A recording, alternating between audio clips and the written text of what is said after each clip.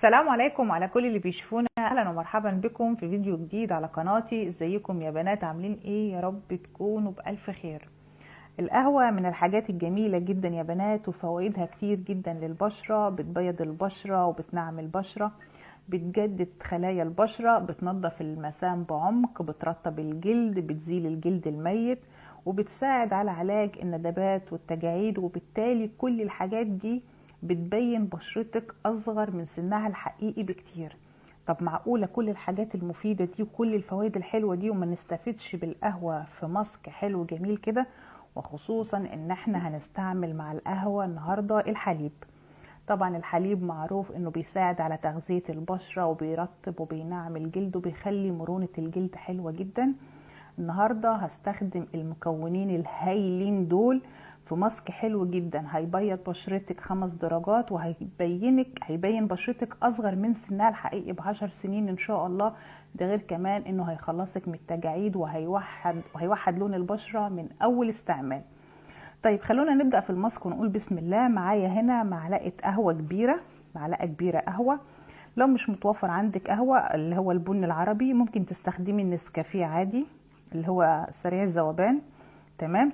ومعايا هنا حليب هعجن بيه القهوة. انا مش هاخد حليب كتير، انا معايا هنا معلقة القهوة الكبيرة هاخد عليها نقطتين 3 حليب بس، لان انا عايزة القوام بتاع الماسك يبقى سميك شوية. نقطتين 3 هيبقوا اقل من معلقة حليب بالشكل ده مش اكتر، ولو عوزت هاخد تاني. وهخلطهم كويس جدا مع بعض بالشكل ده.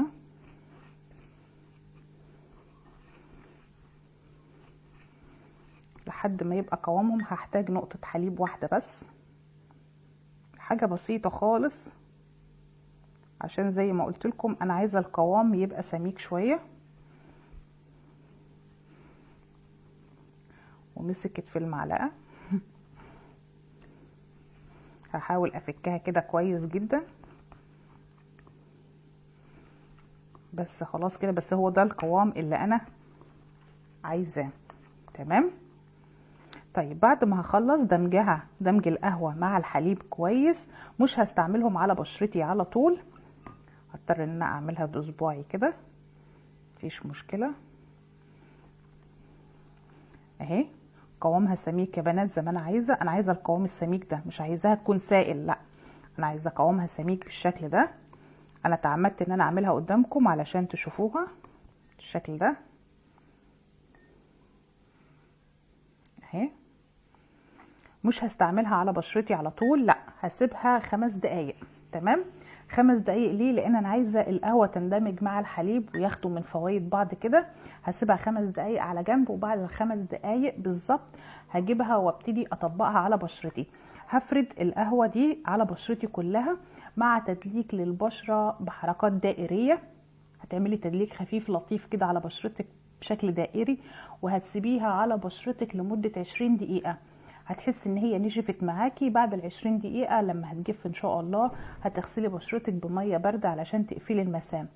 وروحي بصي في المراية، هتفرق معاكي كتير، هتفرق معاكي كتير، خصوصا لما هتداومي على الماسك الهايل ده مرة في مرة. هتباني اصغر من بشرتك، يعني بشرتك هتبان اصغر من سنها الحقيقي بكتير جدا جدا، لان القهوة من اروع الحاجات المفيدة للبشرة.